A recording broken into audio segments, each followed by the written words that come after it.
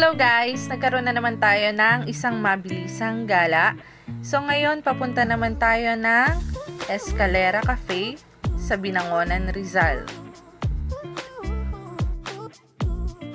Habang papalapit kami dun sa aming pupuntahan, makikita nyo yung mahabang pila ng mga sasakyan. Grabe, sobrang haba talaga. Isa rin sa madadaanan nyo ay yung Coffee Rush. Isa din siya sa mga pinupuntahan dito sa Binangonan, Rizal, kung saan makikita nyo rin yung magandang tanawin. So malapit na rin naman dito yung Escalera Cafe. Didiretso lang tayo ng konti pa.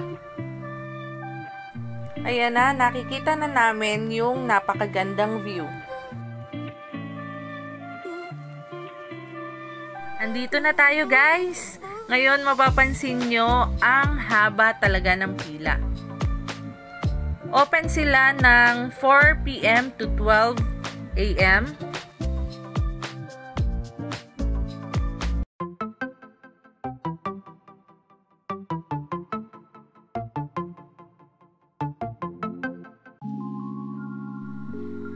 And then, inabot na kami nga pala guys ng ulan habang nakapila.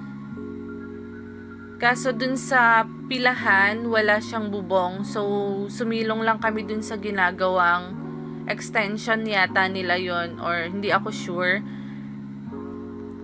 Naghintay lang kami doon na tawagin na kami ng guard kung kami na yung next kasi sobrang puno yung table. So, mag-iintay pa kami ng lalabas bago kami makapasok. So, eto na yung loob niya. Kung mapapansin nyo, ayan yung mga cake. Ayan. Sabi nilang bestseller daw nila is yung ube and tres leches. So, eto na yung mga in-order namin. Medyo madilim lang kasi walang ilaw dun sa ceiling sa tapat ng inupuan namin. Pero sa gilid meron. Paalala ko lang po, kailangan nyo pong magdala ng payong in case lang na umulan para hindi po kayo mabasa. Ito po yung way ng pauwi na kami. Medyo as in talagang matarik, mataas talaga siya and pakurbada talaga yung dadaanan nyo. So, ingat lang po kayo. Thank you for watching guys. Bye!